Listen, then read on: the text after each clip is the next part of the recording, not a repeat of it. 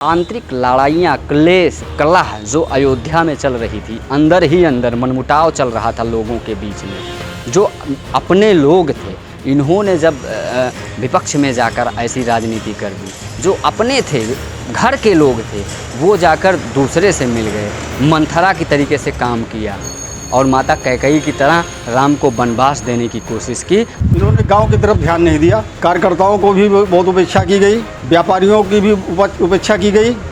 लोगों ने, अयोध्या के लोगों ने अपना दुकान, अपना मकान सब भगवान राम के नाम समर्पित कर दिया। दुकानें तोड़ दी गई, उसके बावजूद भी हम लोगों ने भाजपा को वोट दिया। हो सकता है कि जनसंपर्क में कमी रही हो इनके। बेहद शर्मनाक है कि श्री अवध धाम में जिस भारतीय जनता पार्टी ने हमारे 500 वर्षीय काले इतिहास को उज्जवल भविष्य के रूप में परिवर्तित किया, अयोध्या को नया आयाम दिया, उसको भूल गए। ऐसा नहीं होना चाहिए। 500 साल का इंतजार खत्म, लेकिन अयोध्या के चुनावी नतीजे चौंकाने वाले।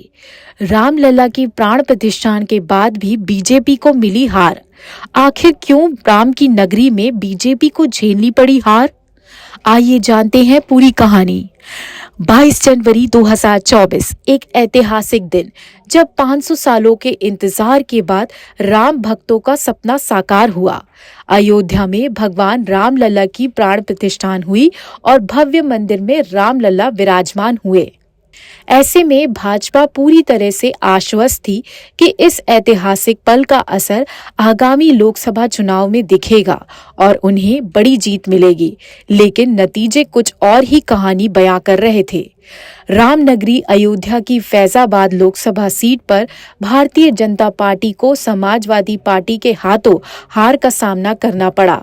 हर कोई हैरान है कि आखिर ऐसा क्यों हुआ।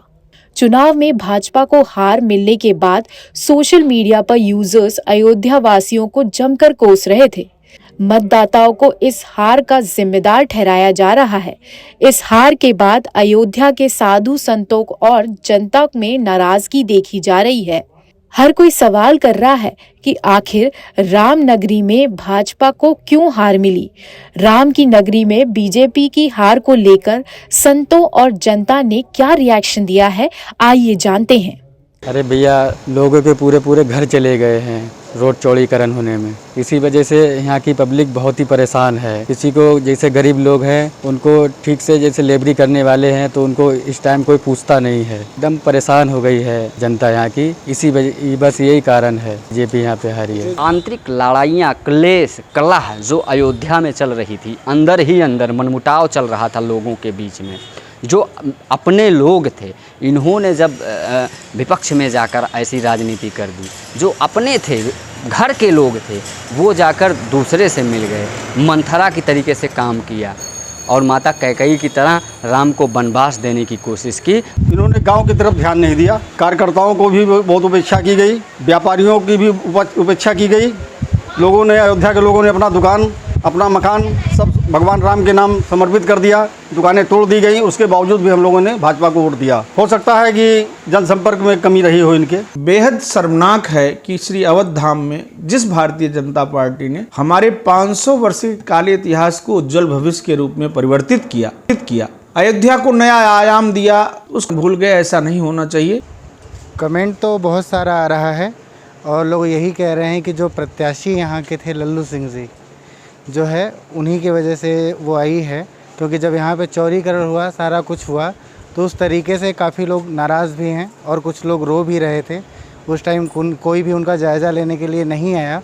इसी वजह से अयोध्या का मेन हारने का कारण है। इसमें बहुत सारी दिक्कत भी है। कुछ से देखिए क्या है, रिक्शे वाले भी दुखी हैं। रिक्शे वालों का क्या है कि रिक्शा जो चलाते हैं 8 बजे के बाद, 9 बजे के बाद लोग बैरियर लगा के हर जगह से बंद कर देते हैं। रिक्शे वालों के साथ बदतमीजी करते हैं, उनके रिक्शों पे डंडे मारते हैं। वो बेचारे कमाएंगे नहीं, भरेंगे नहीं, उसकी किस्त नहीं भरेंगे, उनके परिवार का खर्चा कहाँ से चलेगा। तो बहुत सारी दिक्कतें हैं जिसके वजह से लोगों ने भाजपा को वोट ना दे करके दूसरे लोगों को वोट दिया। इसका आरोप अयोध्या वासियों के ऊपर ही क्यों? मैं आपसे पूछना चाह रहा हूँ, इसका आरोप अयोध्या वासियों के ऊपर क्यों? अयोध्या वासियों ने अपना घर द्वार दिया, अपना तोड़ फोड़ करवाया, फिर भी भाजपा को वोट दिया। सबसे ज़्यादा, हर विधानसभा सबसे ज़्यादा वोट यहाँ से गया। हारी क्यों भाजपा हारी? केवल भाजपा अपने केवल जो कैंडिडेट थे और कैंडिडेट का जो उनका अपना बयान था, उस बयान के आधार पर यहाँ से भाजपा हारी है। उन्होंने एक बयान दिया था कि संविधान को बदल देंगे और एक बयान उन्होंने दिया था हमें कुछ लोगों का वोट नहीं चाहिए। किसी एक समाज का वोट नहीं चाहिए, कभी उन्होंने कहा कि पासी समाज का वोट नहीं चाहिए। ये उनके अपने अपने तथ्य हैं। लोकल 18 के लिए अयोध्या से सर्वेश श्रीवास्तव की रिपोर्ट।